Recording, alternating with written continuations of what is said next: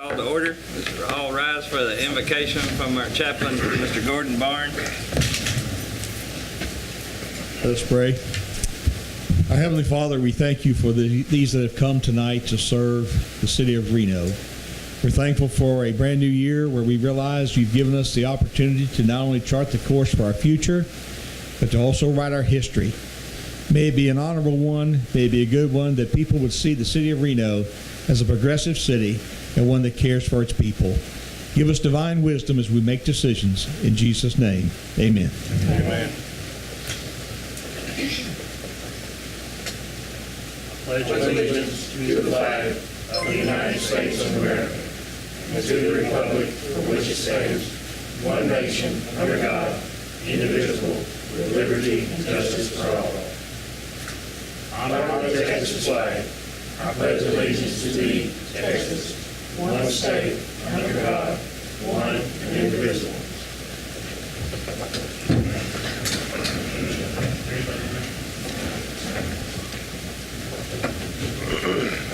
Nobody signed up. No, sir. Move to item 7, consent item, discuss take action on A, monthly bills and purchase orders for December 2017. First, we'll back up and do the roll call. Brennan Thomas. Here. Patricia Wood. Here. Amanda Willows. Here. Joey McCarthy. Here. Stacy Nichols. Here. Let the record show all present. Also present Mayor Bart Jeton, City Attorney David Hamilton, and Interim City Secretary Tricia Smith taking the minutes. Now we'll go to item 7, discuss take action on A, monthly bills and purchase orders for December 2017. B, minutes for December 2017 city council meetings. C, financial update for December 2017. And D, monthly activity reports for December 2017 from 1, the police department, and 2, public works department.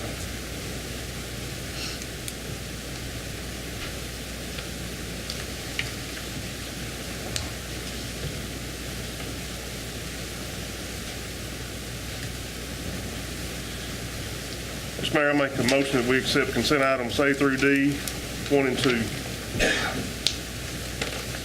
I'll second. I have a motion by Councilmember Nichols, seconded by Councilmember Willows, to approve items A through D and 1 through 2. All in favor? Aye. Move to item 8A, sanitation solutions, current contract and proposed new contract.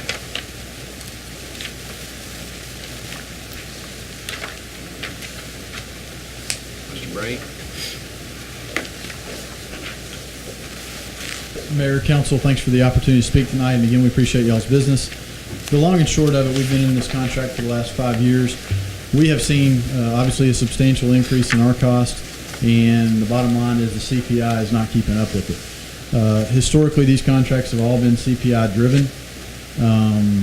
Unfortunately, CPI is also tied to Social Security, and nobody wants to see Social Security increase, so I think they're falsely keeping the CPI low.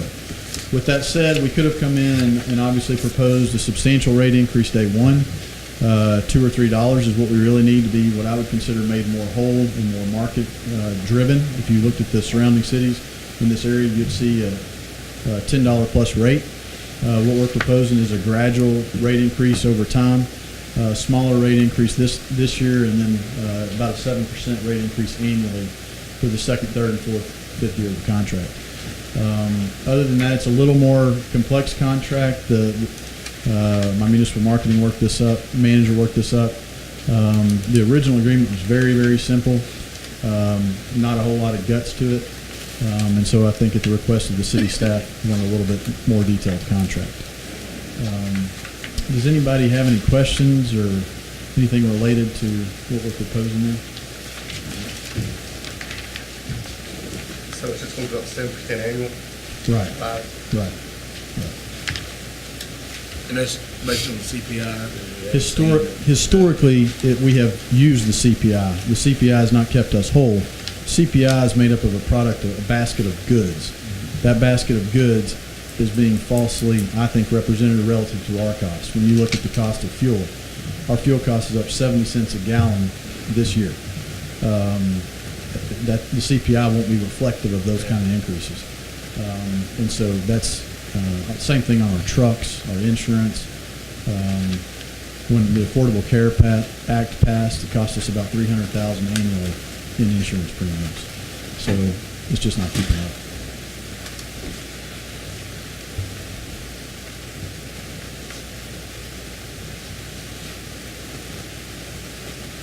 The bottom line, though, is you'll be able to budget exactly what that cost is annually at 7% and just move on. It won't be a 3% or 4% or 9%. It'll be 7 and go on. Is that what we've done in the past? Historically, 5-year contracts? yeah, historically you've had 5-year contracts. Probably the last 2 times y'all put it out to bid. And obviously, Waste Management was here at that point, and so it was a hyper-competitive market at that point, and it's not as competitive now as what it was then. But you're still seeing the benefit of that lower rate. If you go back and look at your rate 10 years ago prior to me entering the market, you're going to find your rate then was substantially higher than what it is today. I mean, we've always gone up to 7% annually. No. You've always had a CPI increase annually. What I'm saying is, in lieu, if you were to go out for bid today, you would see a $10 to $12 rate.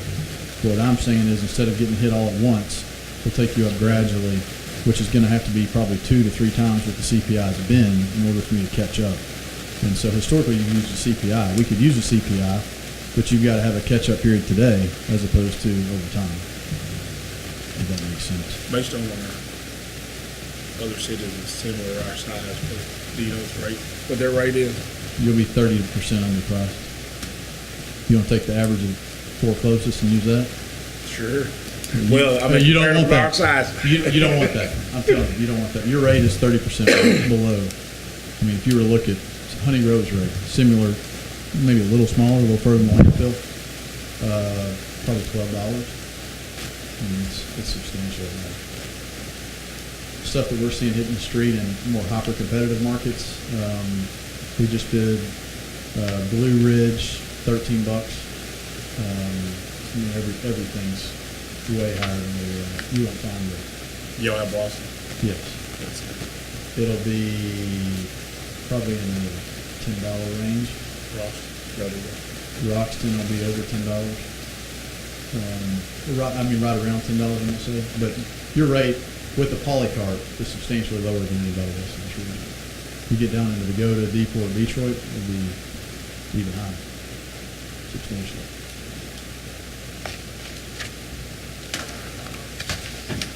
How much does one of those polycarts cost you? $55. It's a while to get your money back out of those, then done. Yeah. And then when it gets run over or damaged or broken, burned, then, I mean, like you say, I mean, so if someone has their polycart burnt, it takes me 7 months of hauling that trash just to get my money back if I had no cost, just for the cart. Y'all replaced all that. Yep.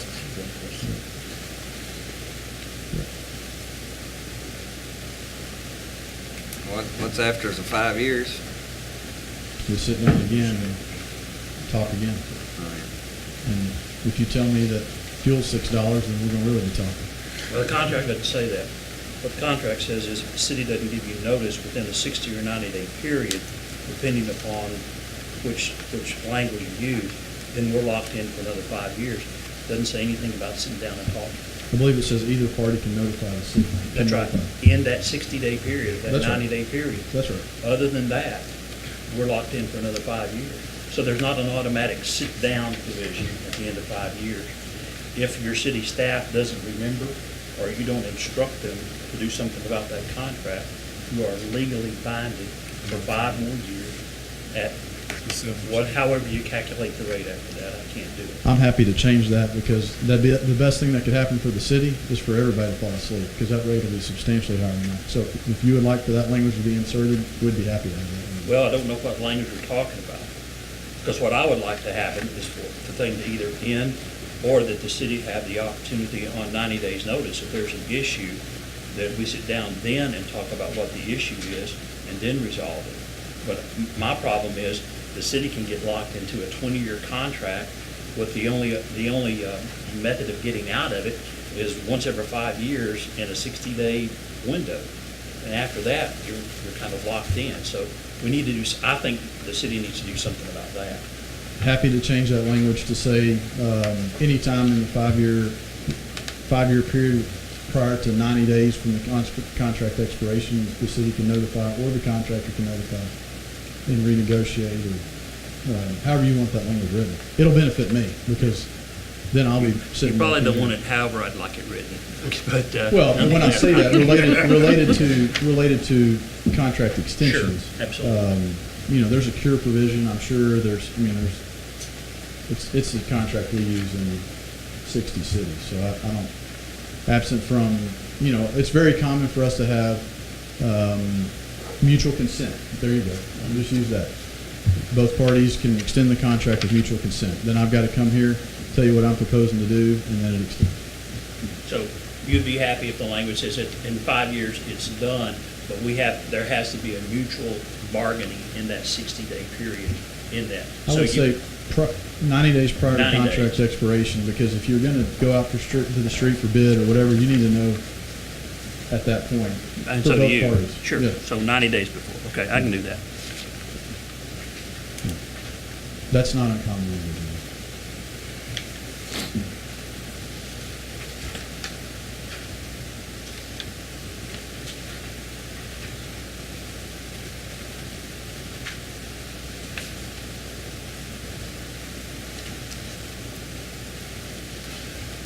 Do you have this in Word, this document? I don't, but if you can send it to me, I can manipulate could give it. me a card. Sure. I don't think the city attorney here doesn't have a card because it's the, Yeah, no, he can't have that.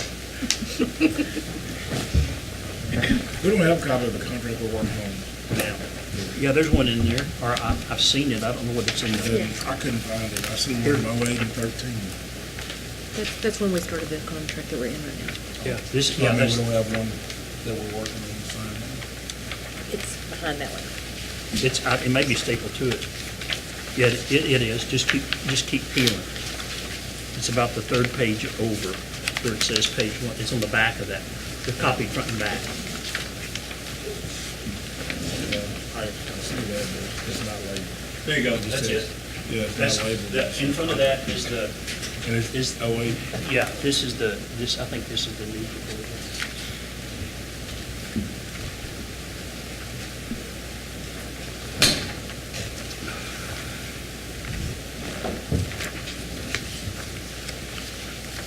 So I'll have him email you that. That'd be great.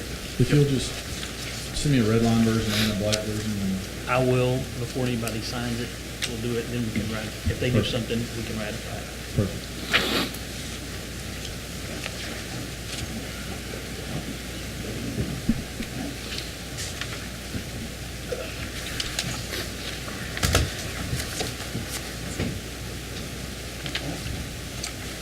Thanks, sir. Yes, sir. Any other questions? I have one. Where did you go to college? The University of Is that tonight? He's in a hurry to get home. Oh, you heard, He's in a hurry to get home. Keep you here late. I got one more question. Yes, sir. How about if we went like instead of 25% immediately, like 40 cent immediately, at 5.5%? I haven't played with those numbers. What we did is went in and tried to make us whole by the end of the contract. It really doesn't matter to me. I mean, you could take more upfront and less as we go, or as long as I get to those numbers, obviously you can't do 0 now and 20% through 5, but as long as we collectively total sum of money over the 5-year period. What we were trying to do was gradualize it as opposed to y'all having a similar consumer, the $2 rate increase day one. Right. Those are harder to swallow. See, if we did it like that, that would actually buy us like another year or so before we'd have to really jack up rates I think it's or raise rates. refresh my memory, I think it was only a 3% rate increase year one. Yes. A quarter. So, we really need 15% year one, and then 3% That's what I'm saying, you know, 40 cents would help you. That actually be, What I'd have to go back and do the math and figure out if it's within the cents. If you start 40 cents, I mean, it would have to, I'd have to do that. It's within the cents. all right. Thank you. Thank you. Thank you, Josh.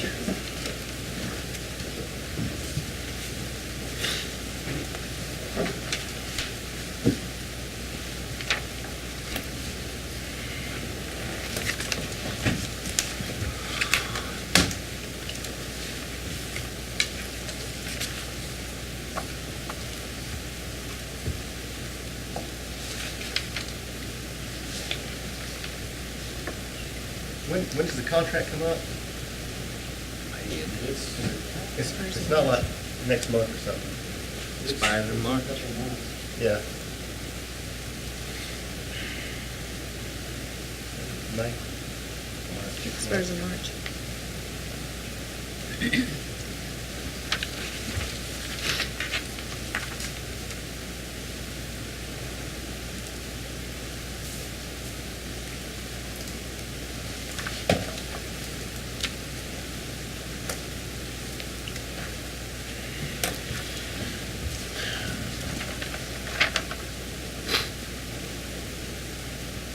Mr. Mayor, I make a motion that we table item A, sanitation solutions current contract, proposed new contract until the city attorney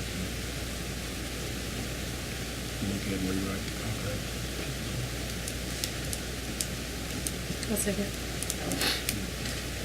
Have a motion by Mayor Pro Tem McCarthy, seconded by Ms. Woods, to table the sanitation solution current contract, proposed new contract until the city attorney can rewrite the language and come up with a different contract. All in favor?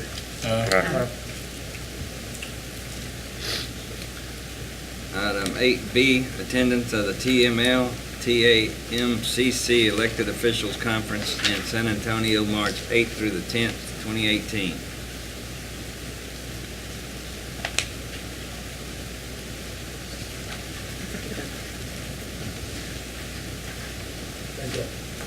Thanks, Josh. Thank you. I move to go ahead and approve the attendance of the TML, TAMCC elected officials conference in San Antonio, March 8th to the 10th, 2018. I'll second. Have a motion by Councilmember Thomas, seconded by Councilmember Willows, to approve attendance to the elected officials conference, March 8th through the 10th, 2018. All in favor? Aye. Item 8C, long-term burn ban.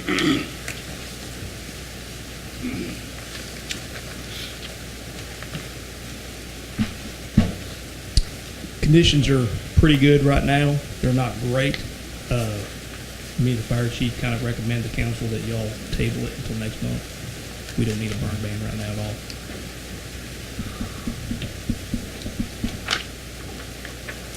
Easy enough.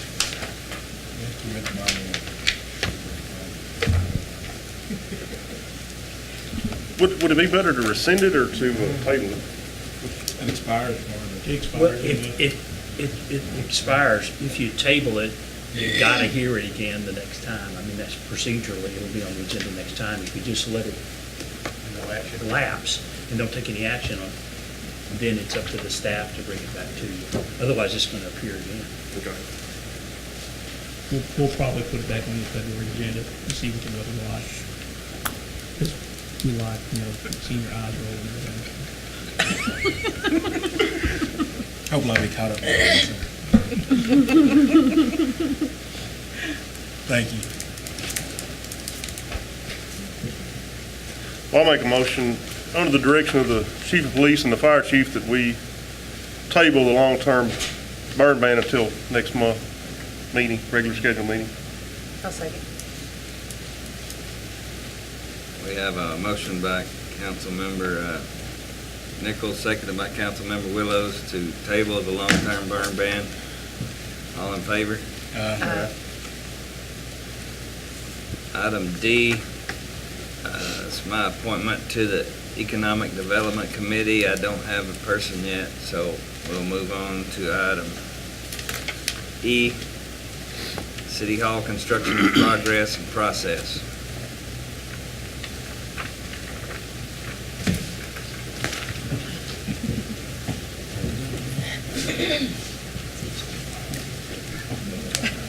Everybody's seen the progress, I guess.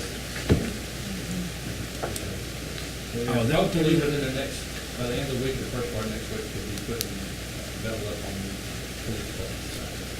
We've almost got it right, the roof on, we'll work with them sometime this week, and then we'll be ready for this session. Carpenters and other contractors are moving public works buildings right now. We're making pretty good progress. Depending on, the weather's hasn't been great, for the workers and, Is he gonna do all the finish work or someone else? property work. He's got a subcontractor for that. So, he'll have several sites working and get it done that project. That's why I say he can move, once he gets, where he can move out of the way, he'll be on the police department. He'll be working on both of them.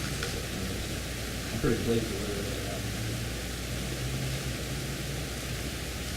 Yeah, it looks nice, see the outside of it anyway. Chains in the sky.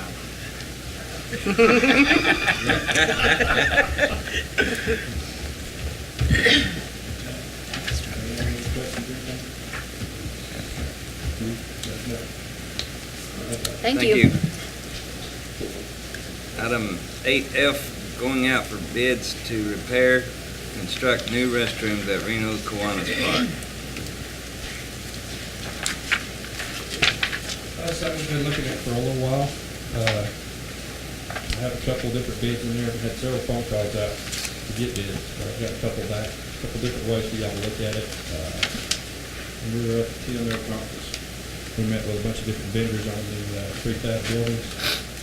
I had the lowest competitor on the prefab buildings in here, so CXT. So if you have the bids there, that's just a base bid.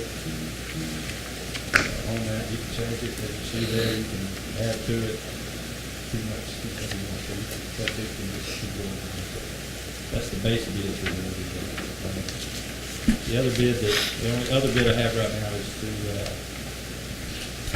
to build it from the ground up, remodel the complete restaurant. That bid came back from Hicks Construction. There's a difference between the two. One's 44, base bid on the other one, 31,003. By looking at this, he was just planning on going off the original slab that's there. Yeah. And on this one, what is the footprint on this one? Footprint, it's a little bit bigger, a couple feet, it's not a whole lot bigger. Have exact measurements. I mean, I know they're on there, but I couldn't see it. I basically told him I wanted everything that was coming that building that we looked at. And he's put in a big deal. Think about fixtures. One thing, the other one's solid concrete walls all over. This one will be, it'll be straight rectangular walls, but it'll be rock. And it'll probably be all over too. So, in my opinion, this one will look better than it's built. And the concrete will be longer. I don't think we really have to do it with those, but this is basically two different options. If you really want to do it, I'd recommend the remodel of the back.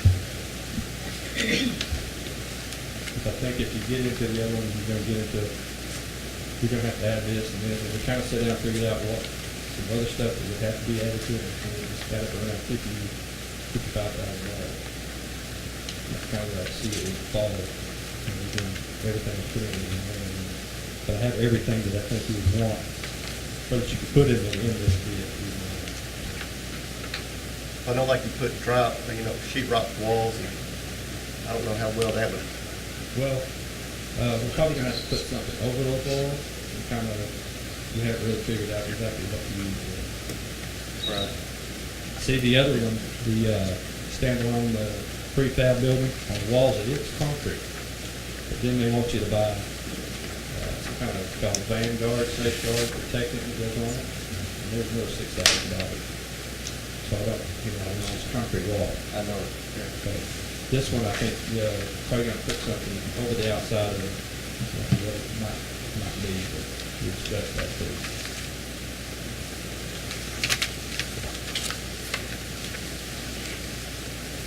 But this one will be shut out from there. On the top. Anyway, it'll be nice. The good thing about the concrete one though is we'd never have to touch it again, or shouldn't. Shit. Unless someone ran over it with a tractor.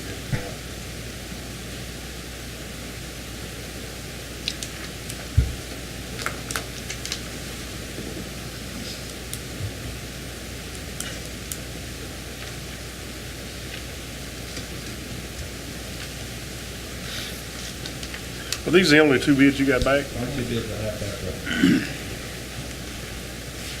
Well, I actually had other bids from the other prefab restroom, their base prices. And I just went with the lowest. of the base. Okay. Some other base prices were up around 65 to 75,000. That one was considerably lower. I think a lot of that's due to the fact that they have a plant here in Texas, South Texas. Some of the others coming out of Colorado and Montana. Put that greater price, that's probably it.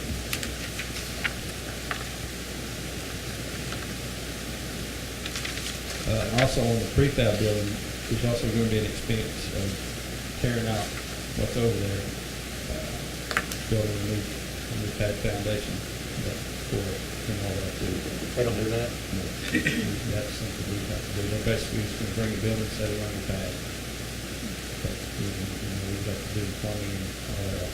And they do an extra fee for that. I don't know exactly what that would cost, but figure you're probably looking at another $5,000 And that's kind of where we were when we figured we got up over $50,000.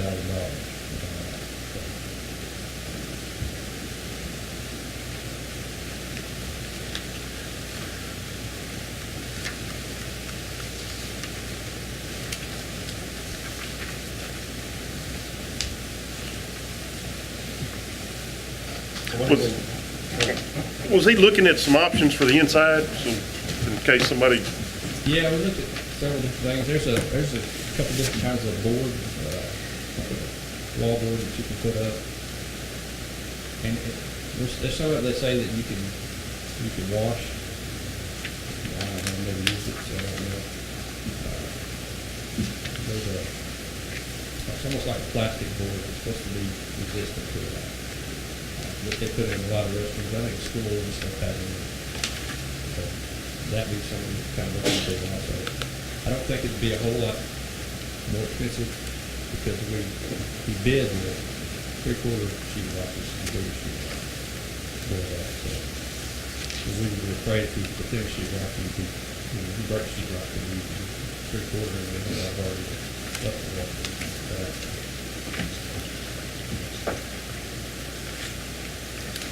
yeah, we need to figure out something for the inside. I'd hate have to be trying to cover up graffiti all the time or something like that. Yeah, that's something we deal with. Right. City Parish deals with it all the time. We talk to the parks department up there and we have issues with it, but not like an everyday thing. But occasionally we do that for every time.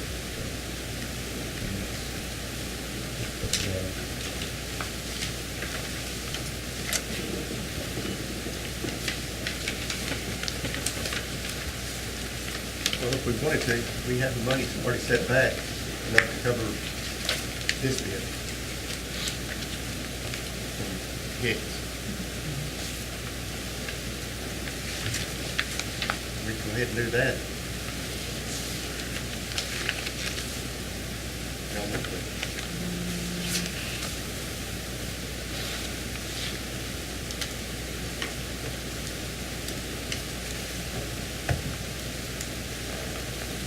What kind of lights you gonna put?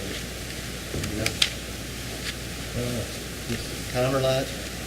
well, if we kind of looked at doing a timer. Skylight? We could do a timer on it. If we've got to get the electrical over this, it's got to be an issue, but, we'll have a light on the outside. Security light. On the outside, one light, big light fixture, one in the outside, a little bit up the top of it.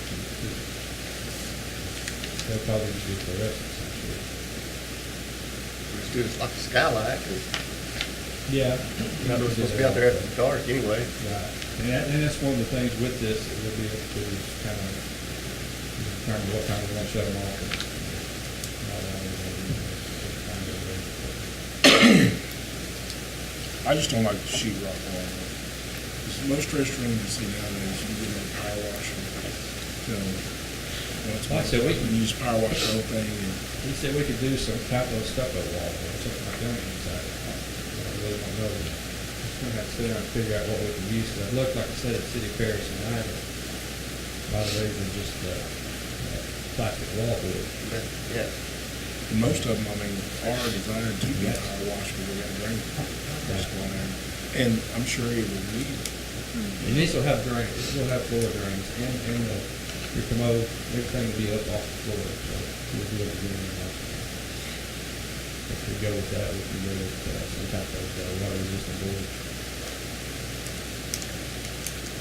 and on top of that, if we went with them, we'd have, what, about 9,000 extra if we needed to. And I've got some- If we we've wanted got to some change something, flexibility yeah. on that part of it, so.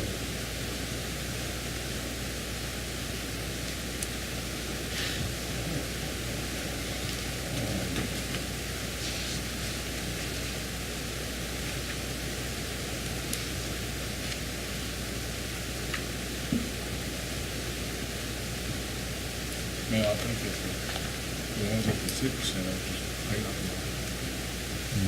With all that, that much. And that's kind of what I thought about what we do. And I'm stuck on the inside. I don't know if it's resistant to any kind of graffiti necessarily, but you can be power wash. Yeah. So that, and that's basically what he's up for, so you can try that. Paint the inside with industrial enamel. And he did mention that too, if you could paint, if you look at types of paint out there that you can put on. So would that be Wash cheaper? the paint You just off. take the sheet rock wall and seal the tape bed, take it around. Yeah. Go with it different. Well, I don't know, Type just material. depending on what other type of material, you may have to substitute something for another. Paint the outside and the inside. What, add up like? Yeah. I mean, most of them is what they're built to. I mean, I don't know, I'd have to go back and really redo it and about that one. I never Make built a, one. make a haydock block the outside like a false granite. The inside's just the block. I'm thinking, you know, that'll be cheaper. It'd look nice.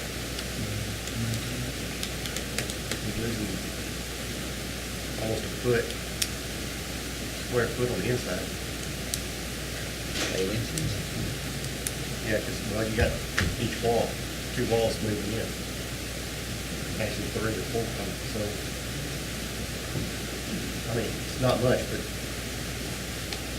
what are Should they? be done with it then. Huh? The maintenance on it will be 0. Right.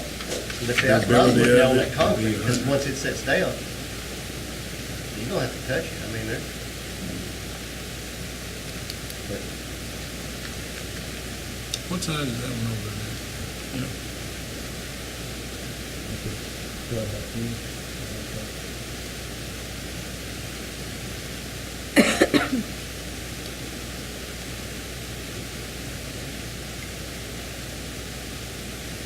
I don't know what modern 2x4 framing is.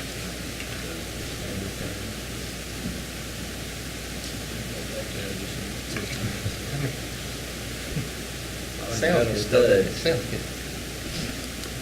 Like metal studs.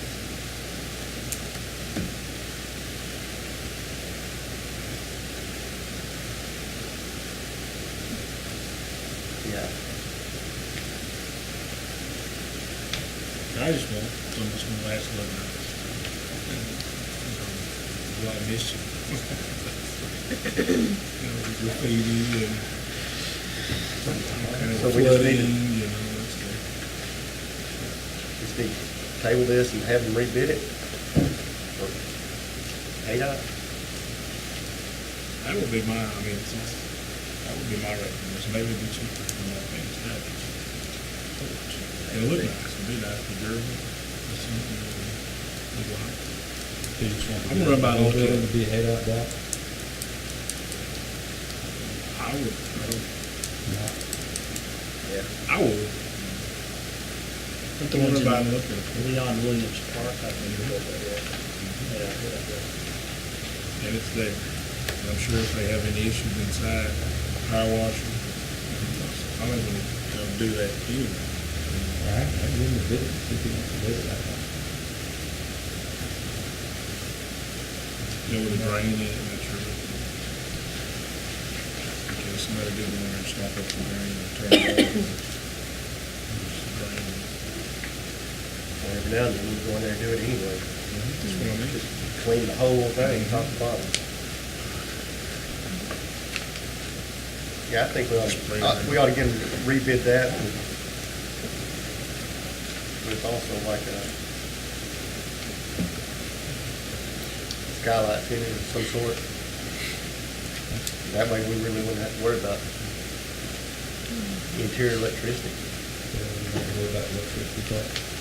I wouldn't put the skylights in there. Yeah. You want LED lights with automatic switches. Where it comes on, and you go in there, turns off, and you leave. The skylights are gonna be a problem from now on. You use skylights. Leak and bust. Bust. I'm good for like unless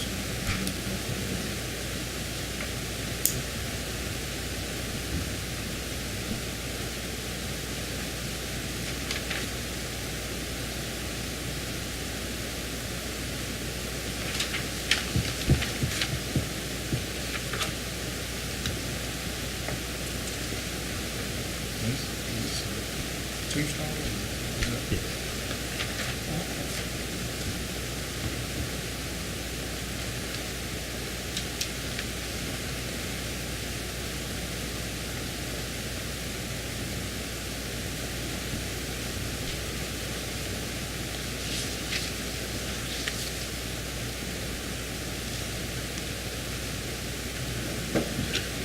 Make a motion that we instruct the staff to go out and look at different building materials for the restroom, preferably haystack blocks or some type of concrete. I'll say. I have a motion by Councilmember Nichols, seconded by Councilmember Thomas to instruct the staff to go out and look for alternative solutions, preferably concrete blocks or concrete. All in favor? Thank you. Sorry, I skipped over you, Judge. Item G, proposed shared exchange services with Lamar County involving computer-assisted law enforcement dispatching and antenna location on city water tower.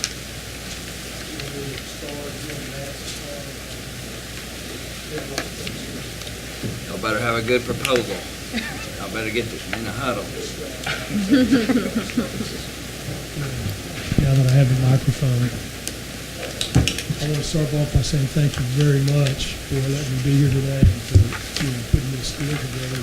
And I really want to brag on my commissioner, and board member, Quincy, and also want to brag on the chief of police, Matt Hirsch, because this was really their idea. And once they kind of came up with the idea, I just kind of helped put it on paper. I want to brag on your city attorney, Mr. Hamilton. During the holidays, the Holy Spirit kind of hit me, and I banged out a super ugly agreement, and then I sent it to Dave, and he cleaned it up immediately, and it was a much nicer looking document than what I put together, but he put all the pieces in there, and so I wanted to brag on your city attorney.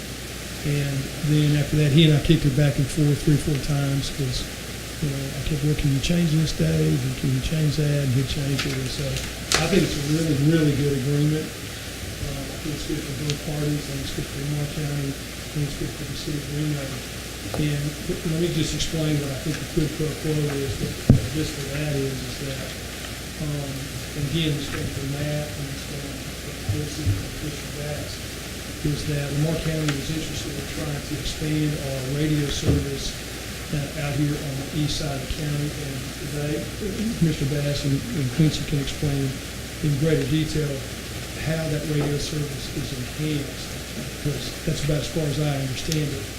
And we needed a tower, and we looked mightily and we couldn't find a space. And then somehow your water tower became an opportunity for us. And during the course of the conversation, Matt had said, well, we Reno need 3 computer-aided dispatch modules for our peace officers. And I looked into the price on that, and the price on us going to another tower, and the cost attendant with us going to another tower. And so if the city of Reno will allow Lamar County to put its antenna on their tower, and then we get to plug into your emergency generator in case that there's some kind of power problem. I think you guys have a storage building at the base of the tower. And the other bells and whistles attendant, you got to mow the grass, around the tower or whatever. Y'all take care of all that, and let us put our equipment on your tower. We will own that equipment. We will maintain it. We will insure it. So there is no additional cost to the city of Reno. Y'all just pay whatever you've been paying, do whatever you've been doing. In exchange for that, Lamar County will pick up the cost of 3 computer-aided dispatch modules for the police officers.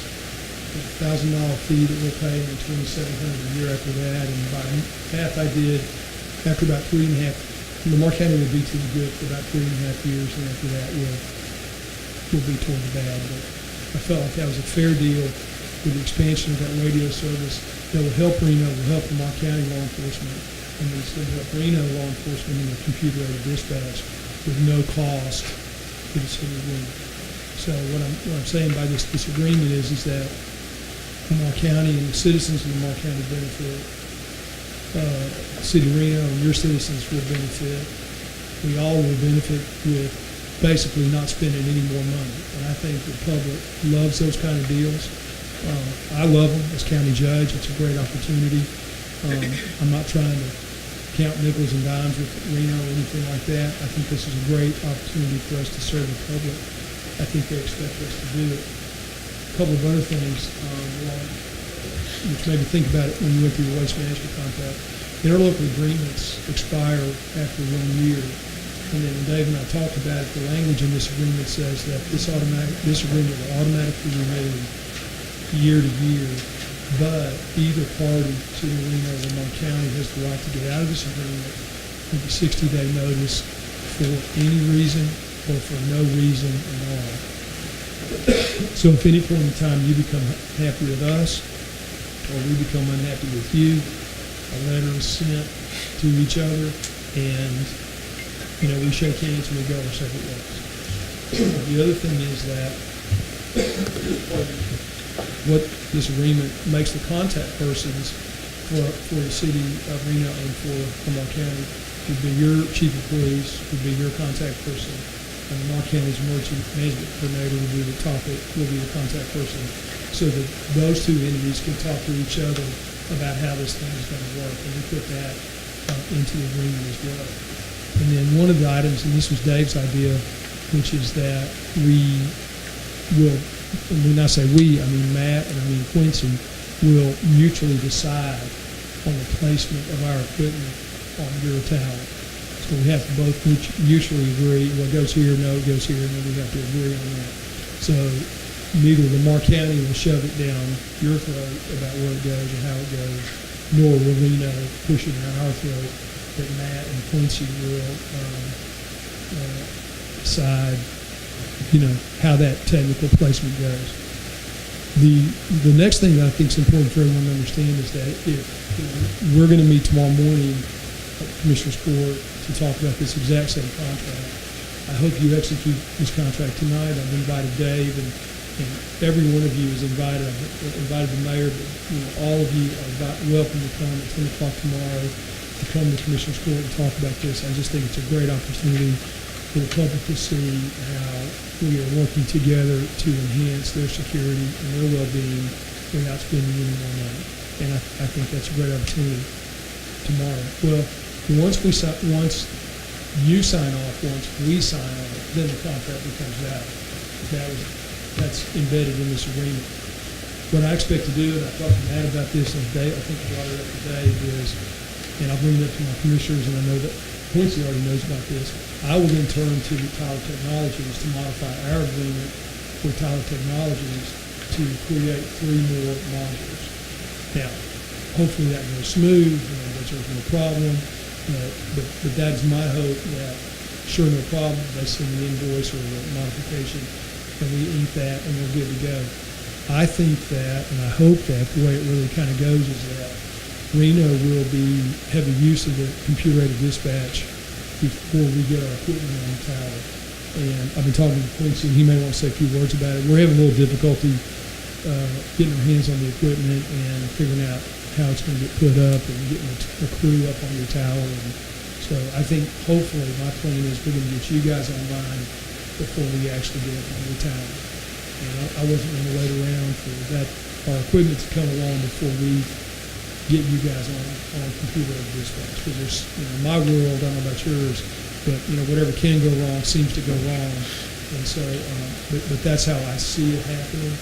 And that's how I hope it happens, is that we sign this agreement tonight, you guys do. And then, and by the way, the agreement requires the mayor to sign, and then our side is the county judge to sign, based on the commissioner's court, vote to do that, and I assume the city council. I hope you guys agree to do that tonight. I hope my commissioner's court agrees to do it tomorrow. And then I'm immediately going to turn around and try to get you guys going on the computer-aided dispatch while Quincy and working out the details on putting the equipment on the tower. Dave, I think I said it right. I hope I did. And I kind of like Matt and Quincy to talk about how to get that equipment on the tower, and maybe Commissioner Bass to explain what this radio equipment does, because it is more complicated than I can explain it. It enhances the Marquette's ability to provide service on the east side of the county. It's just going to be a good deal, I think, for everyone. It's not going to cost us any money in the United States. I think You had mentioned, Judge, thank you for your presentation, that, have y'all spoke with Tyler Technologies to get a bottom line base? I have some estimates from them. amount? Yes, sir, I have some estimates from them in writing. But, I don't say anything kind about Tyler Technologies, but, yes, I do. And I think we can make it happen based on what they've sent me. But, if you're wolves like mine, they're like, yeah, we said that last month, but, that was a month ago. Because we visited this a couple of years ago, it was potentially higher than that. This is, and I just heard you mention that you'll get with them and. I have some estimates in writing from them, and the fee was $1,000 installation or some kind of flat fee for whatever reason I don't know, and then $2,700 a year after that. And that's the fee that you guys pay as long as you're. That's the additional amount that Lamar County will pay, and it's probably, Joey, it's probably because we already have a contract with them, and I think for you guys to get on board with them, if you don't already have Tyler, I think they kind of get to it or something. I really don't know how it works, and it's super complicated, but yeah, I do have something in writing from them, and I expect this to happen as quickly as I can get that done, put on the phone, as soon as we get this signed, so that's my hope. In fact, I'd like to do it before the equipment gets on the tower, because I don't have any doubt that you guys are going to let us on the tower. I just don't want to have to come back here and phone you and say, well, now something has changed with CAD, and we can't end up trying to deal when we do a job or something terrible like that. I hope that won't happen. That's why I really want to move pretty quick to get you guys on board with CAD, and I want Matt to come up here and tell you, yeah, Lamar County's done what they said they were going to do. And I did want to reiterate that, we're just going to get you access to the software. And I talked to Matt about it. He said, y'all already got Wi-Fi hotspots and tablets and graphics and whatever you need to do to make it work. And I think you have the same consulting firm that we did for the server, for the CAD. So that should be a seamless situation. But again, in my world, whatever can go wrong seems to go wrong. So I hope this works out very well. That's my favorite. Okay, so Dave, I've got 2 sets that you sent to me. I've got several. How do you want to handle it? if you want to bring them tomorrow, we'll They do, it. And I can be the messenger, yes, indeed. what happens, I think, is that we do 2 originals, and you guys end up with the original, and we end up with the original, and then graphics good. So I wouldn't mind if Matt and Quincy and the commissioner talk about what this thing will do for y'all and for us. Thank y'all very much. Thank you, Jay. Thank you, Matt. Thank you, Commissioner. Thank you. Thank you. Thank you, Judge. I got one question for Pat. Since that is a storage tower, is there any state agency that regulates anything that we do on top of this tower? Not that I'm aware of, since we own it, and we have, this is not the first time we've negotiated for someone to put something up there and in return for something for the city. So I will tell you right now, I don't think there's any kind of regulation that says we can't put a tower up there, or subcontract somebody to put a tower up there, we're getting the benefit off of it, Okay. our tower. Just something that's done, okay. Yes.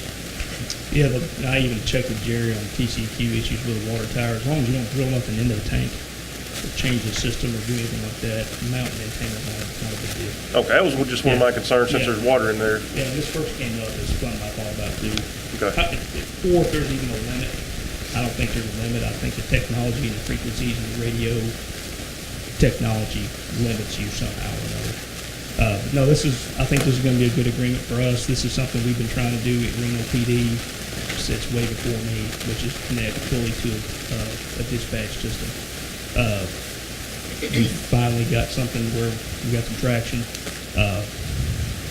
And it comes down to sharing resources, having a conversation with a guy I know and sharing resources. Hey, I need some help with something. Hey, guess what?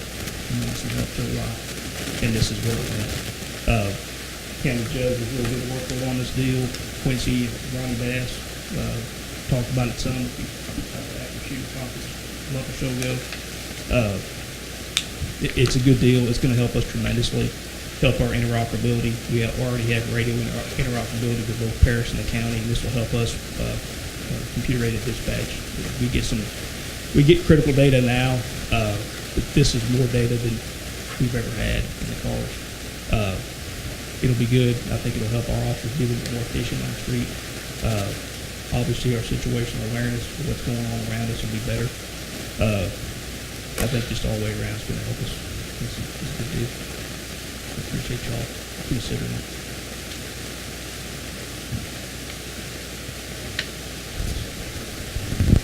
Pull up the mic a little bit. Thank you for coming out to speak and on the agenda. As an elected official, I guess you guys realize that we're kind of under the microscope and everything we do. I just want you to know from our side that we're honored to be here and to be a part of that team that we're trying to build across our county. You know, as across America now, our law enforcement is kind of under attack, and this was kind of a blessing to all of us to be able to help in some form or fashion. I think what we learned at the active shooter down there, some of the things that we saw was what I think this is going to do for you and Reno and the police department is, you know, there's deputies out on the street 24/7, Reno's out on the street 24/7, and they can help watch each other as well on the screens. And it just takes away that, not really a possibility, but it just allows that being more efficient instead of his officers and the county officers as well. I think that's a big win for you guys. As far as the radio communication equipment, you know, we have some issues sometimes in bad weather and things, and with this antenna being on this side of the county, when things happen on the west side, hopefully this one will work. That is what we're hoping, which we think it will. As well as if something happens and this one were to go down, y'all will be able to function off ours. So it's just a win-win, and it is an honor to be here with you guys tonight and just be ahead of what, you know, I'm new at politics, so you'll have to guide me. But you guys are doing a wonderful job, and thank you for this opportunity. Thank you. Mr. Blunt, you want to talk? Hey, pretty much said everything.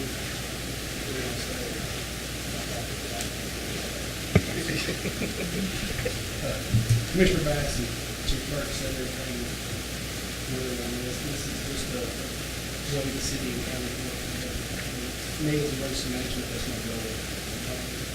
My goal, not just to take care of one entity or another, take care of the whole background, whether it's city of Paris, city of Washington, This is something that Chief Burke's been working on for a while. Not very much to have Chief Burke. Considering he became chief to work together. I lean on them a lot, and I lean on them to take care of each other. So it's a great opportunity for both of us. Give it a card.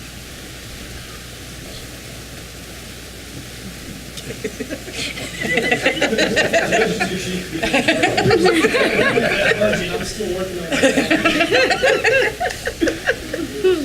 Thank you. Thank you.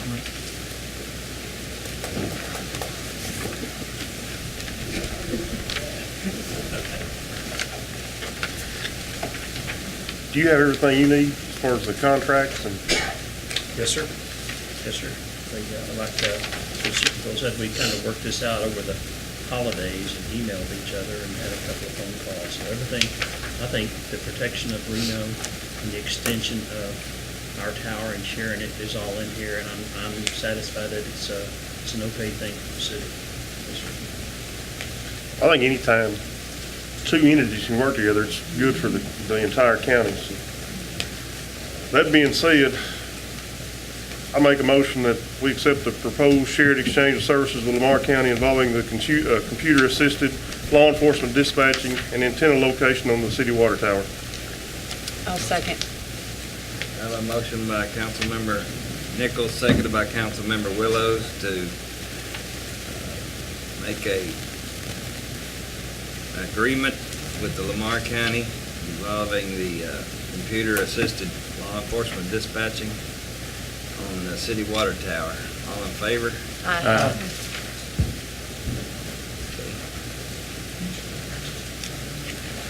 Item 8H, appointment to the Building Standards Committee. Put that on.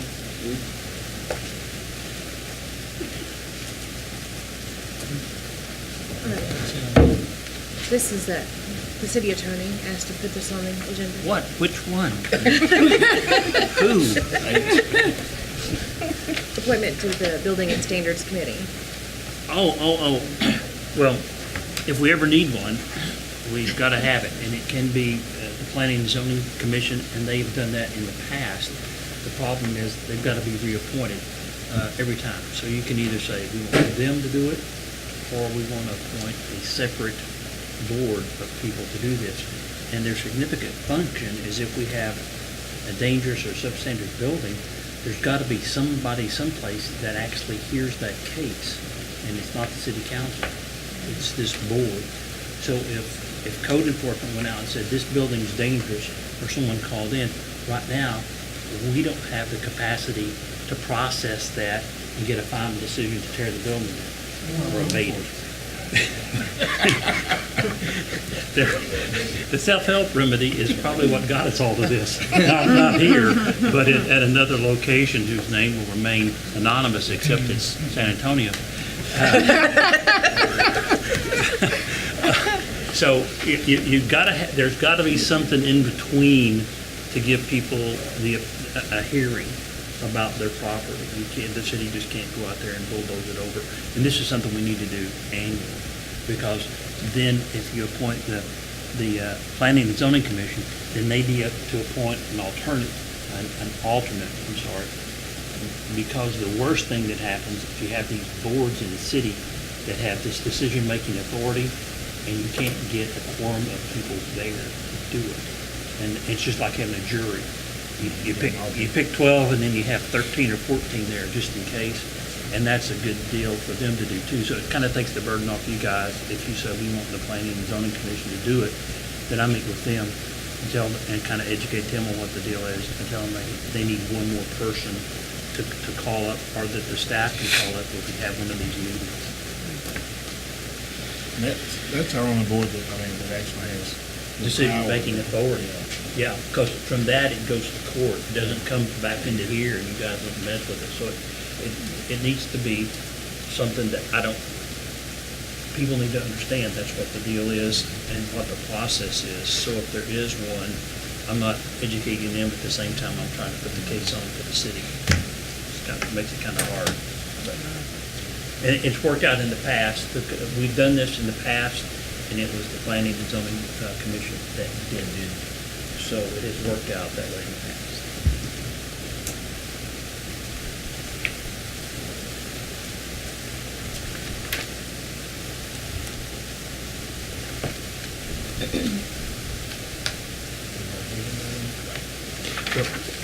If you want to do it independently, you can come back. If you want to just say, hey, we want the Planning and Zoning Committee to do it, or that commission to do it, we're going to appoint them, or whoever they are right now, as the board.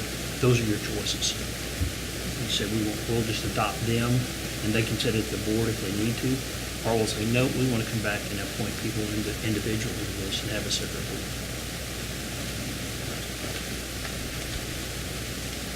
Do you mind if I throw something out there? Planning and zoning, they have been appointed to this Building and Standards Committee before, and Jeff Kinslow is the president of that, and he's pretty familiar with it. So just to let you all know. So they all get rid of all of them. I think Kinslow was on there the last time they were here. Yeah, that's a couple years ago. He was.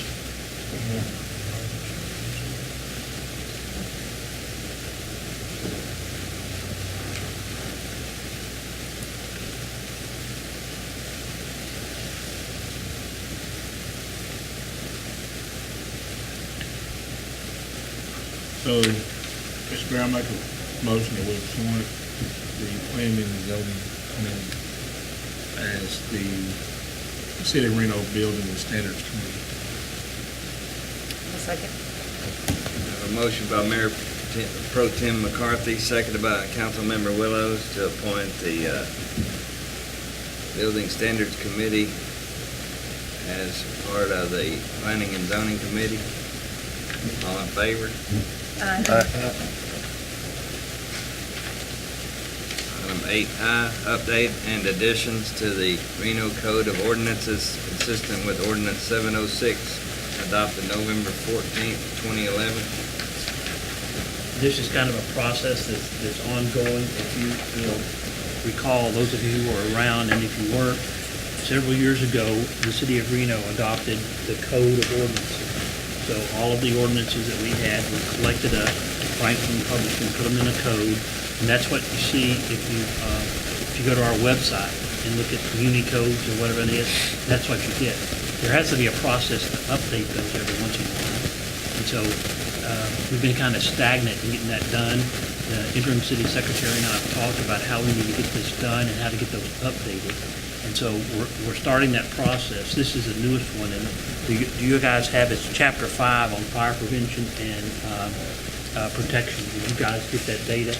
Because it's a small chapter, and all it would do is redo the index, and then would add those issues that we've talked about in the past about temporary burn bans, and when can you do them, and what can be put in them. This establishes a code, so you know if there's a temporary burn ban. This is all we can put in. We can't add other things because this is the guidance. It also it codifies the mayor's authority to do that 7-day emergency ban because of the time problem we have in getting the call meetings together. Because if there's a real significant issue and you have to wait 3 days or 4 days to get the call meeting together, then the fire's already happened. So what you want to do is give the mayor that authority to set that for 7 days, and then he or you can call a meeting in that week time period and say, do we want to extend it, just like we did last time. There's not anything new, we're just putting into writing what we've been doing. So there's a guide for us in what to do. That's all it is. And there has to be, because it's an ordinance, there's an ordinance that has to amend the ordinance, and all it says is we're adding this little Chapter 5 business to our Code of Ordinances. That's what this one-page document is. So that's what the motion needs to be about this, either to accept it or reject it. Oh, no, he's back. I mean, yeah, we got the chief. Is this for them? Yes. In this deal, we kind of like to add the fire chief in the mix in this. It says police chief and city secretary in a lot of areas, but the fire chief probably needs to be since it's a fire plant. Okay with me. I didn't think about that, but that's probably a good add, is to put the fire chief in there as one of those. He doesn't trust me around flames, so he wanted to be included on that. Probably a good idea. Probably is. Puts out an option of water. So let's see where that would go in. 5-5 there. Are you talking about if That there's final paragraph. that exception? Okay, if there's an emergency, yeah. Yeah. And the staff that should be consulted probably say city secretary, comma, chief of police, comma, fire chief. Okay.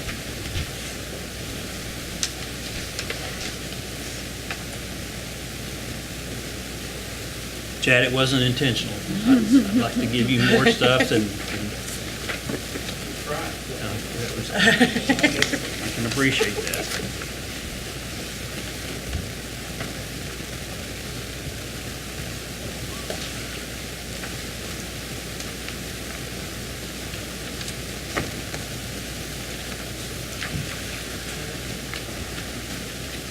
Mayor, I move to go ahead and approve the update and additions to the Reno Code of Ordinances consistent with Ordinance 706 amended 1/8/2018. That was adopted November 14th, 2011. I'll second. About the addition to the fire chief. With that addition, that the fire chief language be added in? Yes,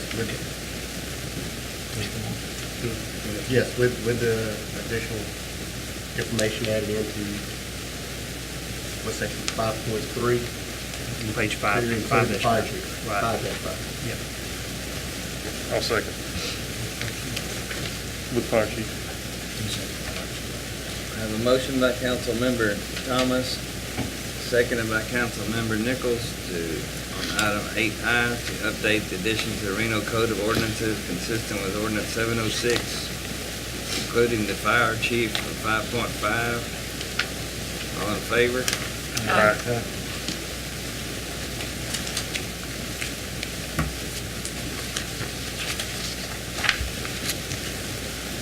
Item 8J, amend revision to section 6.2, employee conduct and work rules, disciplinary action, and 6.4, grievances.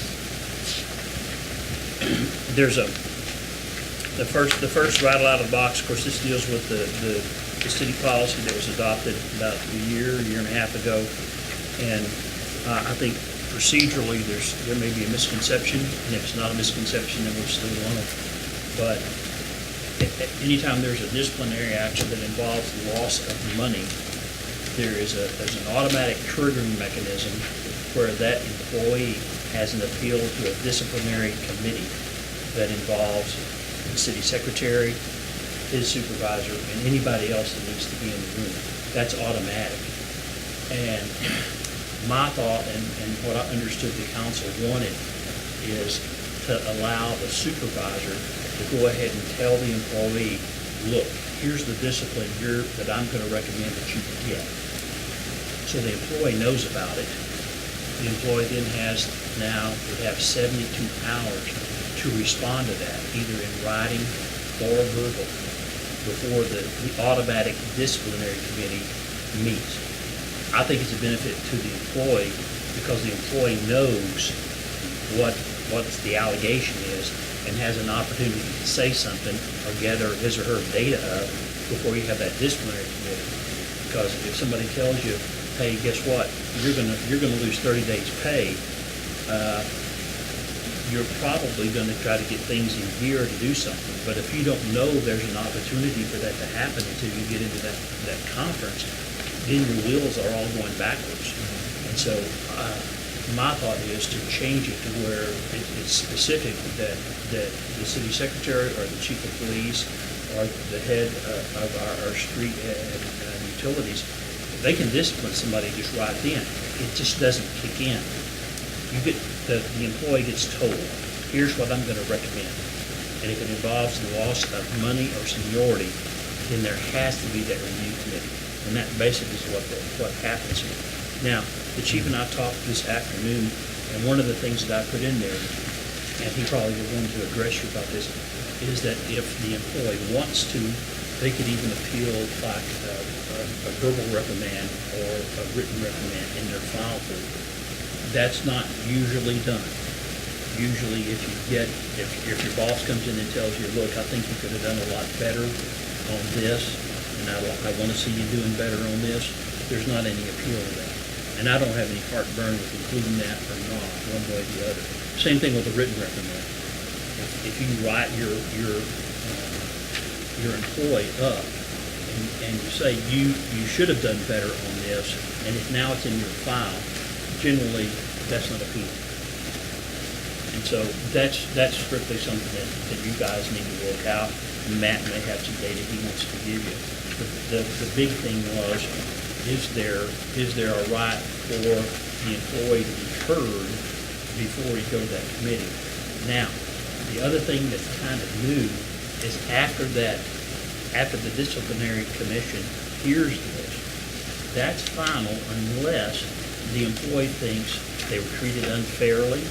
That means being treated differently than other people in that department, or if their supervisor misinterpreted employee policy, or if they think they were retaliated against. If any of those three conditions exist, that employee can then appeal it either to here or the special committee that you guys set up, and that's always been the way. So that gives a person who thinks, well, you know, I got tagged for what they said I did, but I think that's a misinterpretation of policy. Then it lets the policymakers decide, is that policy being interpreted correctly? That's what that does.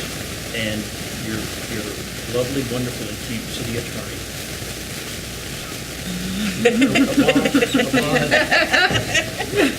we'll make sure that you stay focused on that issue, because it's not like a whole new thing. It's the employee saying, look, somebody can't read the policy and interpret it right. You guys need to tell us what the policy is. And if the policy has been interpreted correctly, it's done. If it hasn't been interpreted correctly, then we need to go back and do it like that. So it's not like it's an appeal of the whole new thing. Lawyers call that de novo. It's not all brand new. It's just those limited things, if that person thinks that wasn't done. Okay? Is that as clear as... clear as mine? Yep. Thank you. I get paid for that. Matt, do you want to say something about that? Yeah, me and the city attorney had a lengthy discussion about what he was proposing. At first, I kind of was a little uneasy about being able to appeal a counseling or a reprimand, but I'm good with it after talking to him.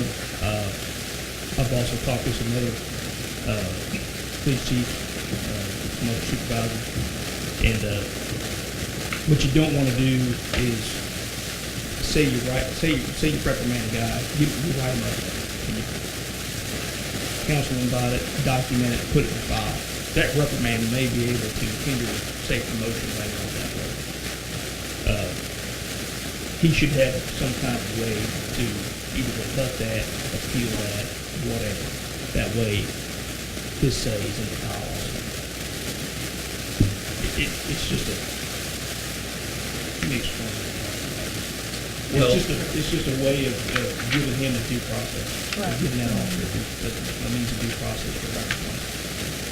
Back before I became city attorney years ago, and I know it's hard to believe that I was never the Reno city attorney, but there was a time when I was and I was involved in litigation against another city, and it was an employment part of the issue in that case from the federal court was, did the employee get due process?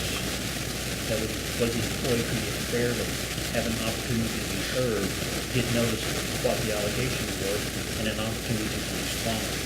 So I'm real sensitive to that because I was involved in a lawsuit of my nephew. And I think this process does that. We just need to make sure that everybody understands what it is.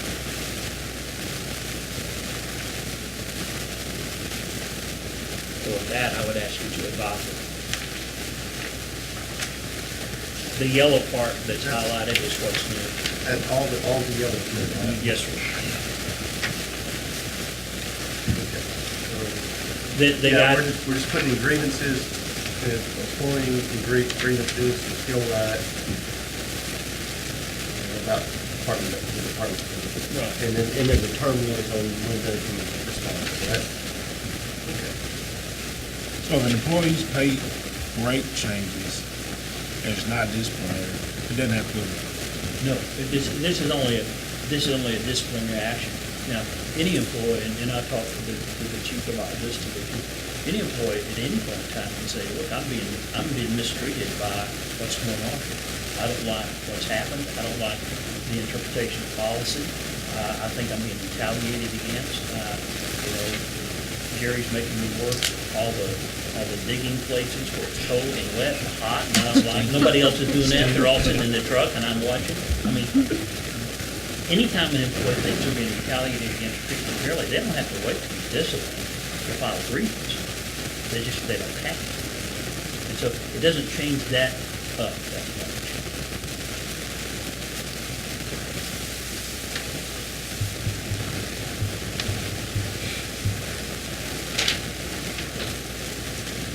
I make a motion that we approve the amendment revision to section 6.2 employee conduct and work rules, disciplinary actions, and 6.4 grievance. I'll second.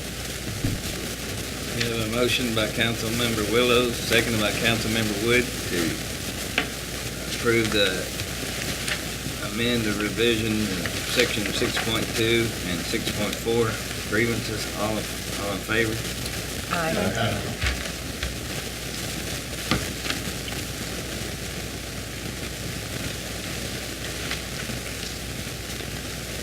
Item 8K, city secretary position, including advertising the position, application process, and interview. Excuse me.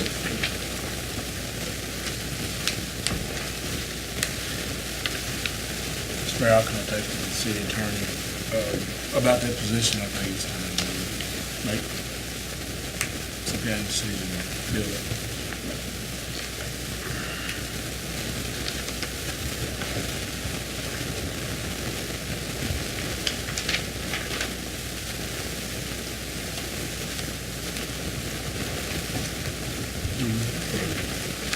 Isn't that a process?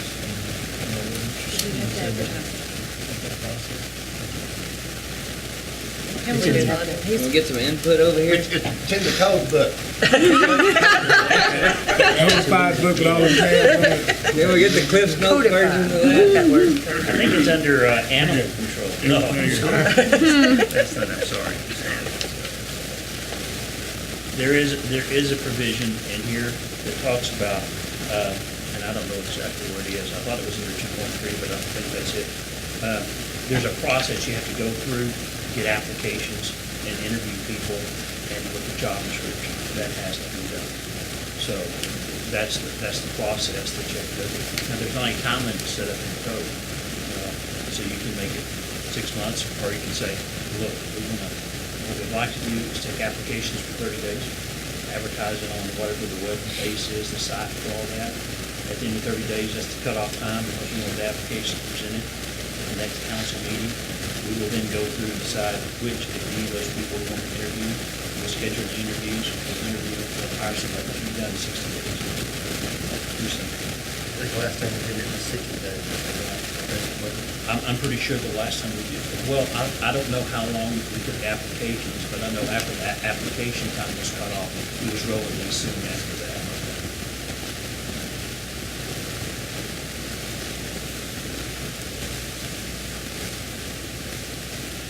So, if you're gonna do it, you might wanna set up a time parameter so everybody starts to click. That, if you're gonna tell Trish or whoever it is, get the applications in, advertise for it in the paper, wherever you're gonna advertise for it, do it. Because by next month, we'd like to have the applications here. And so we can look at people's resumes and then you might want to go into executive session or vote on, we want number 1 and number 4 to interview. And we'll interview them in March. Do we have to decide on the application timeline, or how long is it going to take?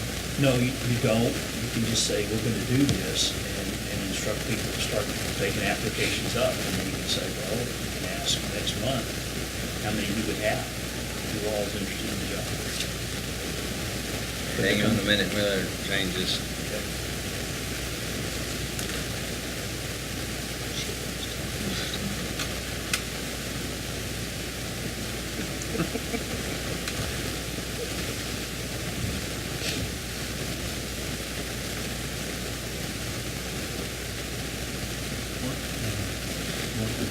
Ordinance or whatever section.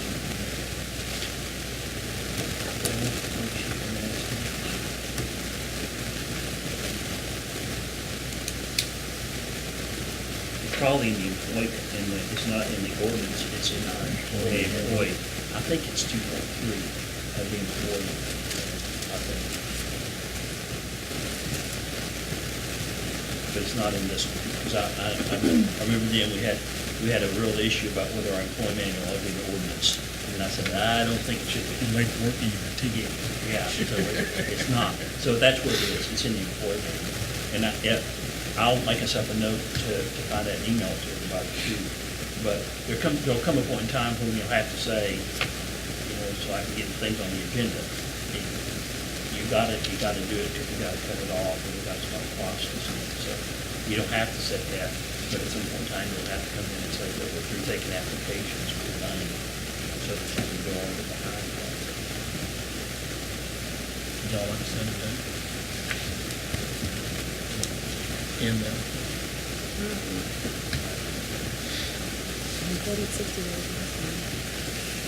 Set a date to start or? I know what y'all want to say. If we started, I mean, like tomorrow, deadline. What's the minimum? There's not one. I'm thinking it's 60 days. No, I wouldn't think that February long. 15th? Where? February 15th? Is our next meeting? That's what I'm trying to figure out. It'll be the 12th. The next regular meeting is the 12th of February. I see the Or we could go, let's go to the 12th. Yeah. We have to have them in by the 12th, and that way that we can have them by the next meeting. That night? I like that. 5 o'clock on the 12th.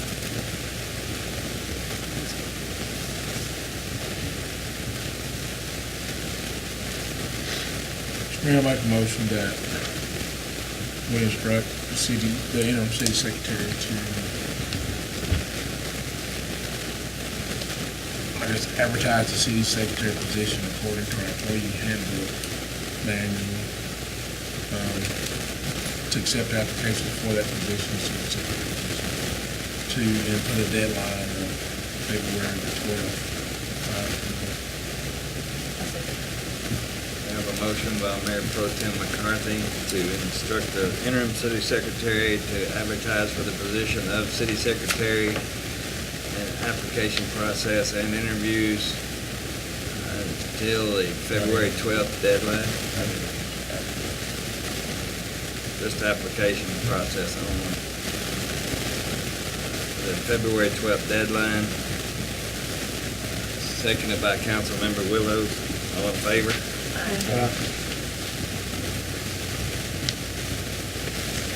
Item L, annual evaluations for the police chief and city secretary.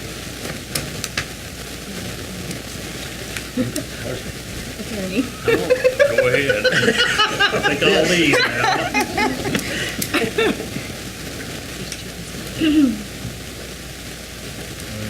Say city attorney? City secretary. Annual evaluation for police chief and city attorney. There you go. Only the names have been changed to protect the innocent.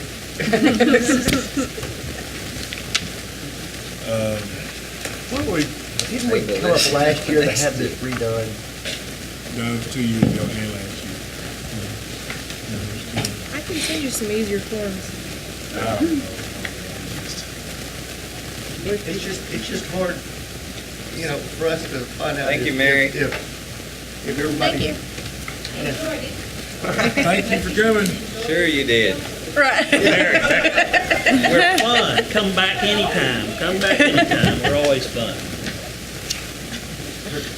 Always thought it was, I don't know how that we can sit up here and say, We can't. how, is this person, you know, using their time right, or if are they here on time, or,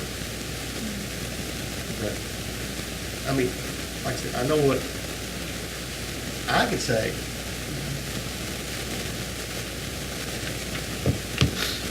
This comes up every year, I know it. I can and send it's you right. We can't effectively evaluate, or I can't. City attorney, yeah, 'cause, you know, Right, we work with it, we speak with it.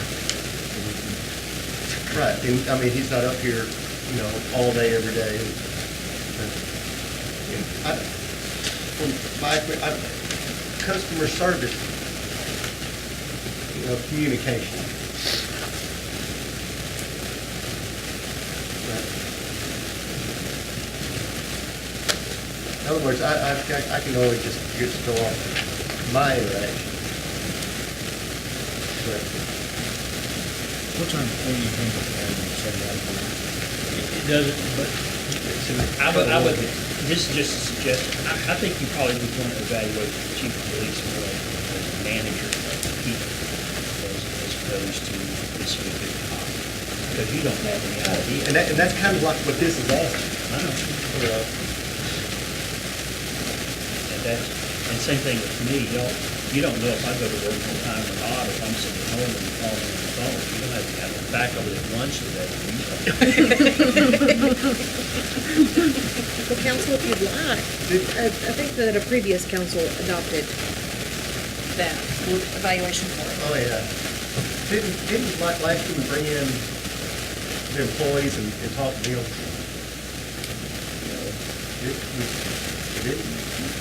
The last time I had one done, y'all did something and came in there and. Brought you in and went over it. Yeah, and said about different things and it's okay. And you know, if there's an issue, and I'm just speaking for me, if there's something I'm doing you guys don't like, I hope you don't wait till it's evaluation time to tell me about it. If we email you, charge it.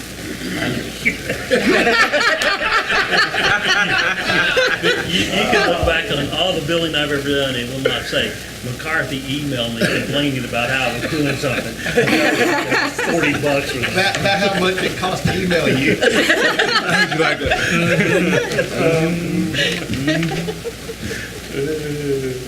That was a good one, though. I like it. So are we going to meet about this and try to fill these in like we did last time? How we, I don't think you can. I mean, I can't feel that in. And I don't think I don't, we- like last time, we just all kind of sit around and talk. Come on, y'all, we gotta put something in there. And, yeah, and came up with a consensus to put it in the box. But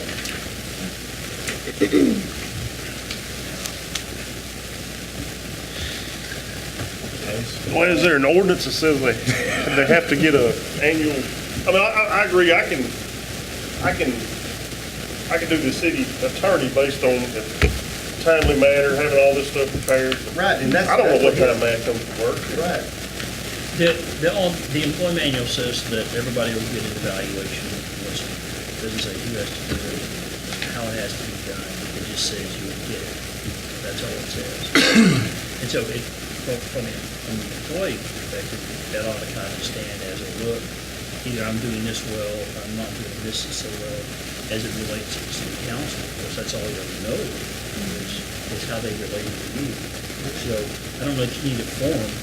If you come in and say, look, Hamilton, this is unacceptable from my perspective, and I'll say, well, okay, you don't like it, but how do the other four feel about it? And they say, well, we're okay with it. And I'll say, okay, I'm gonna keep doing it, but I'm gonna keep that in mind to try to make a difference.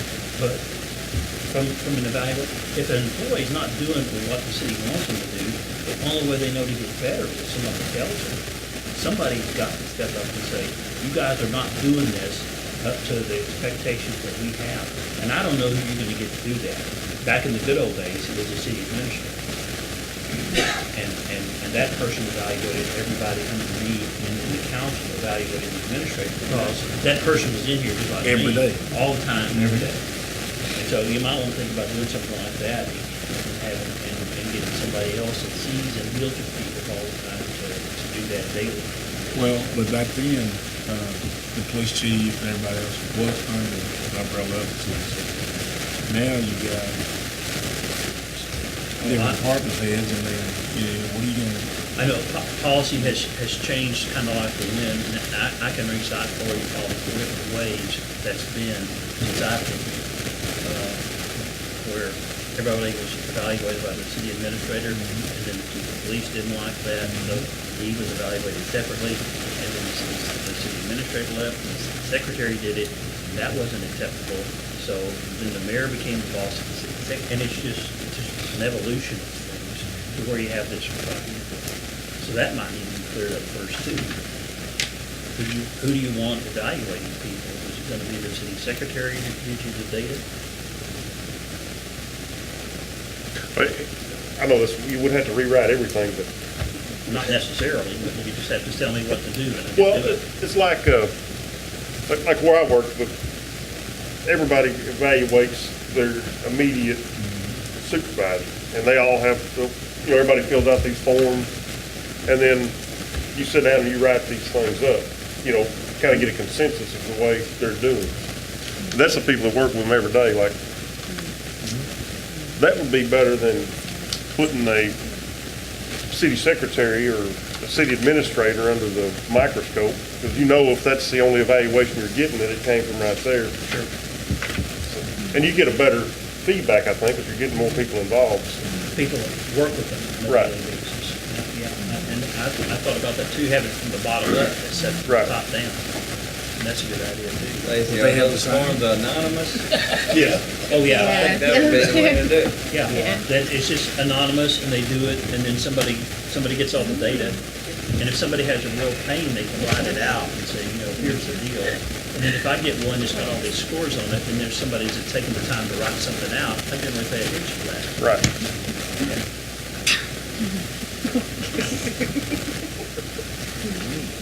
That's something I would do. That works, I do. Self-review. It is concerning in some areas, because if you don't really know, and you go on there and go, oh, yeah, they're great at this, and then you really didn't have a clue, you just checked it to fill out paperwork. So what y'all recommend? I like the anonymous everything. From the bottom up? Yeah. I mean, that's the only way There's a lot to of get stuff. a general consensus of the person. And to be fair, I mean, I'm not gonna sit here and put, well, somebody's cousin's brother's sister's friend told me that, Right. I don't know. That works for everybody but me. Yeah. And I think you guys are still gonna have the burden of some of that.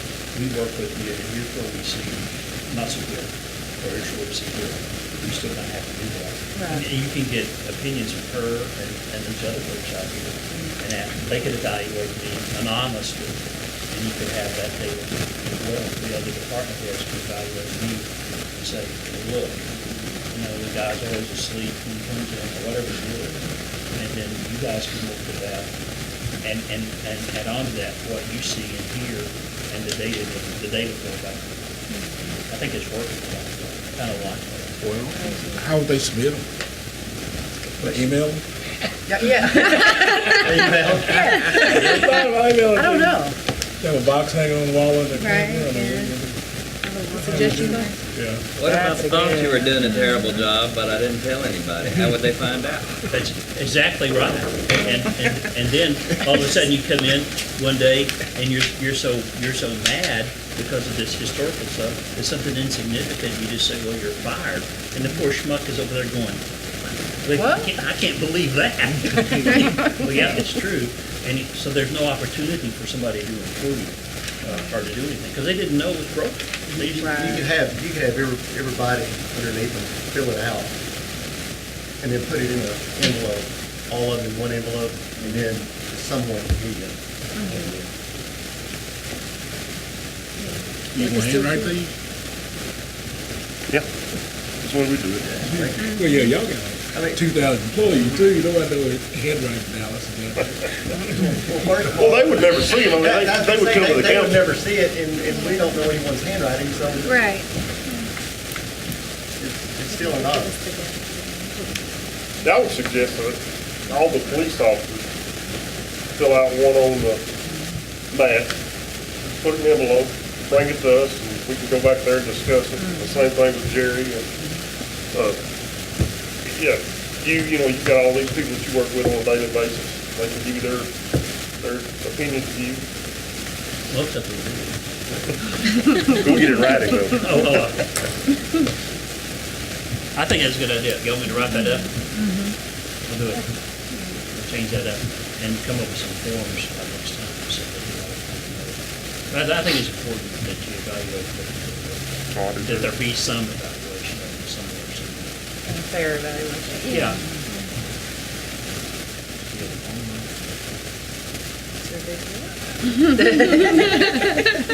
The way you just submit it, I mean, you get feedback off of it. Put it on Facebook. Facebook poll. I would tell, it's personal experience when I was running for judge, that Harris Topics thing, you know, there's been feedback on that.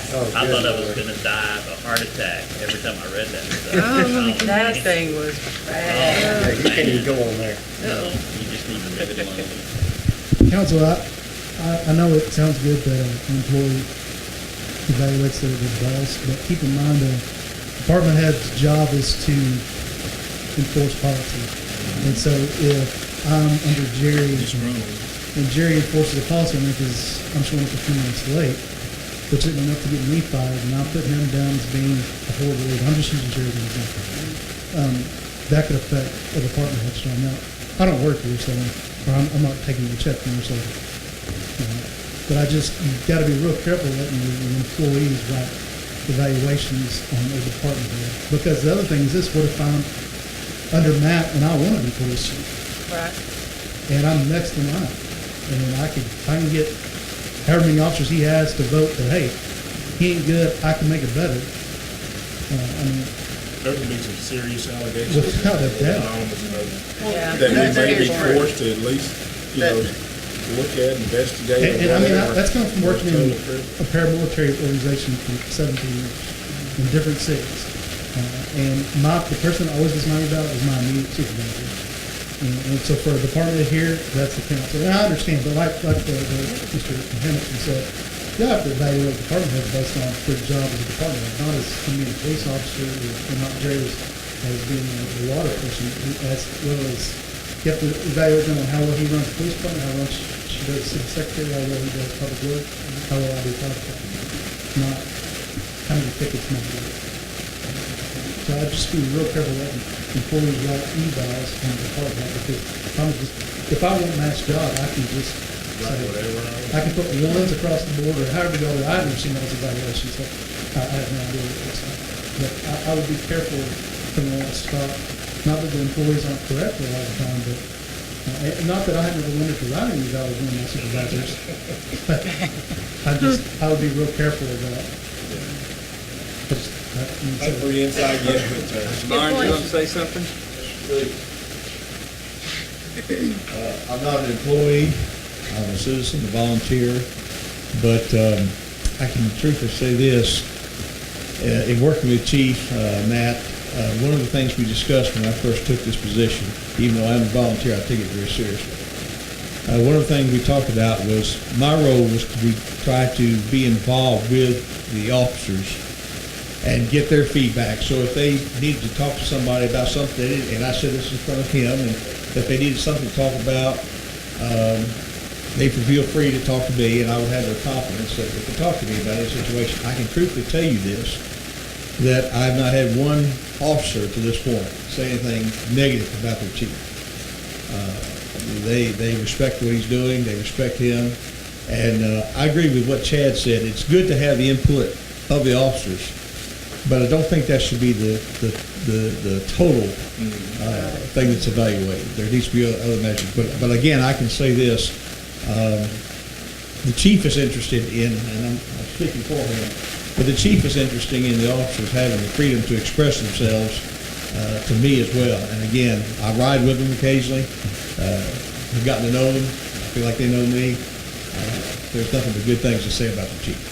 Thank you.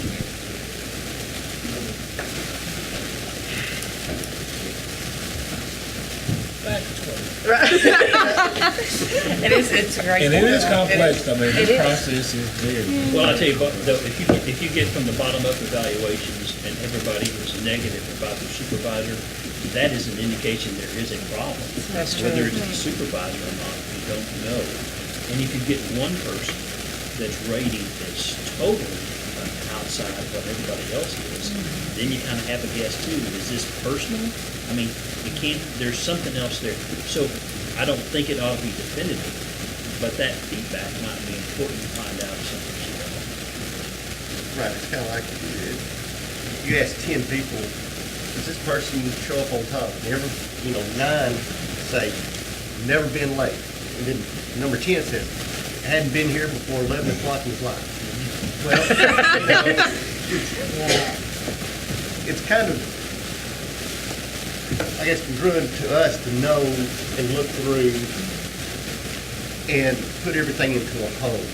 Instead of saying, okay, number 1, check this, number 2, check this, and then add them all up down here and say, okay, there's your eval. It's just something for us to, a general guideline to go over and review and look and see if there might be some underlying problem that we don't know about, but that would just be more or less, like I said, a guideline to go by. Nothing concrete. Yeah. And so what, me coming up here, so, wow, South Florida, June, September, October.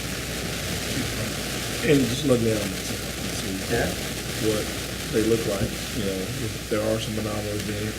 He doesn't come in about 11 on Fridays.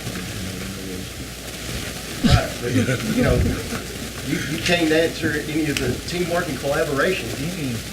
Or, I keep bringing up time to get to work and everything. That's ridiculous. I mean, well, I'm just using it as an example. yeah, but I mean, he works sometime all night long. Right, no, I was just using that as an example. Just like the performance management and leadership. Those are questions that there's no way that we can, pull any kind of record and look to see, to feel anything like this out. And we're just saying we're just using you as an example. Yeah, sure. But, we got off cheer. We Yeah. got to take turns. I get that. I keep it fair and equal. Everybody get tired of it using it. But And it's the same thing over time. Trish got mad at me the other day for calling her when I was off on vacation, so, but what Chad said kind of, there's days around here I could be the most unpopular person in the back office, and I think polling the officers anonymously could be a good thing, but I think also it could be pretty difficult if something happens and somebody egregiously violates some kind of policy and the policy's in there, officers don't agree with it, but the policy is the policy. I'm tasked with enforcing policy. Somebody gets disciplined, that could change the opinion of all those evaluations in one fell swoop. So I do kind of agree with Chad. That could be kind of sketchy. right, from a boss's point of view, it would make the hair stand up on the back of your head and you say, hey, everyone underneath you are going to evaluate you. And they're going to tell us how well that you're doing. Well, I got pinned down hard on this person and and that person, 3 times. So I can see how it'd be scary, but the questions really that to be asking would not pertain so much to that. But also, I think that we would be able to see through, if anything else. Well, if that becomes a standard practice, or if this is a deal you're just gonna do once and try it, see how it goes. The worry isn't so much what you guys might think, or what about future council? Future mayors, I mean, who knows what the election is gonna be later? You never really know. So if that becomes a standard practice, I could also see where that could get manipulated pretty easily too. I don't know in the situation, because say, There's in the no good way future- for you guys to evaluate it. The way Right. the structure is, there's just no good way. I've it said could that go for a either long way. time. In the future, we could, y'all are great. You know, if in the future we got somebody who truly abused their power and mistreated their employees, they would feel like they had absolutely no voice whatsoever. And this would kind of give them a voice, but yeah, it can backfire. I don't know. Department heads evaluate each other. That's what I was just thinking, like the Do I? department heads evaluating, like survey, different department heads, because they were paid. Well, together more than work. Well, we certainly deal with each other on a pretty regular basis. Yeah, we do. If it happened today, me being the mayor, if somebody had a complaint with him, I'm gonna be the first one they call. If they got a problem with their ditch or their dog out or whatever, they call me day and night, all the time. So I would be the first one they call. And I would call him, and then he would relay the message to y'all. I mean, it would take care of itself as far as that. Or if somebody called one of y'all, had a problem, then you could say, hey, we need to meet and talk about this. So it's really a easier problem to solve than playing into it. Or, you know, this is for the next year, so we start now, there's housing. Right now, I'm do our part, what I'm trying to say, that'd be the only way for this system to really work. What? He wants a shot. No, he wants a shot. Y'all pick me up. So you want to be a department I'm not head? digging into that. For real this time? Good for it. I don't mind digging a ditch. I'll sit in the truck and watch you dig in the ditch. But you want me digging a ditch. But, you know, that illustrates another thing here. If 2 or 3 people in the city council get it in for you, and I've been to this party. Exactly. Yeah. I had to be at this party. That could be exactly the same thing coming from the opposite end. Sure. Yeah, that's what I'm saying. You It's a know, all your no-win. guys underneath you like you, but someone up here, you know, I can tell you right there, that's a big X, you know. Been there for And that then one. sit around and talk to everybody else and get them on your side, and then the next thing you know, you got a, you know, really bad evaluation because of one person. It's a no-win. Or a couple of you council members, y'all can appoint a couple of you to meet with the department heads and talk. How you do? Of course, if you go with Jerry, you gotta wear boots. Well, I tell you what, Gloves. why don't we do this first? Why don't we take this form right here? Give it to these 3.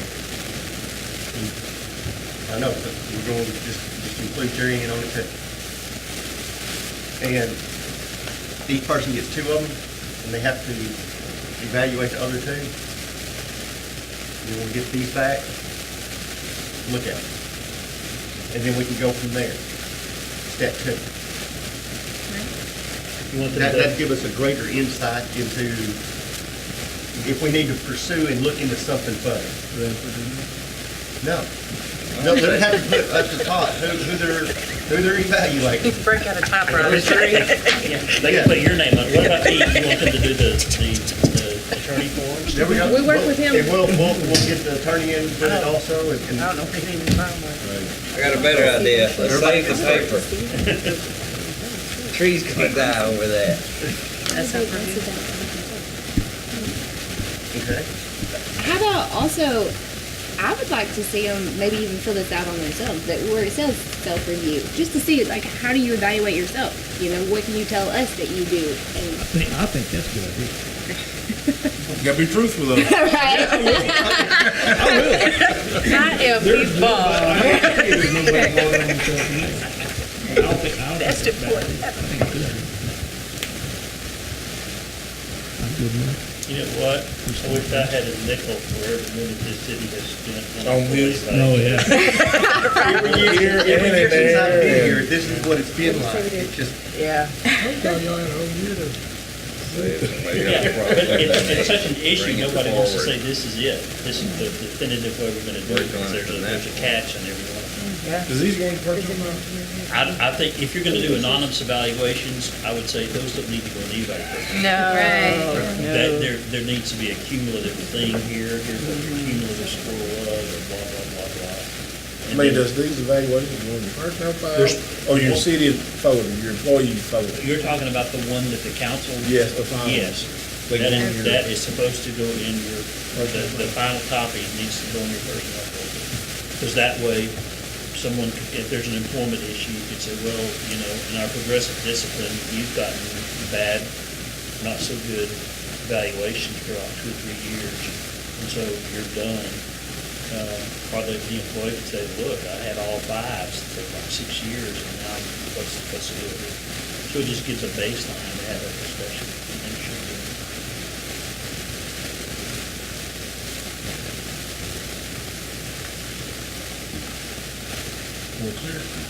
Good as mud.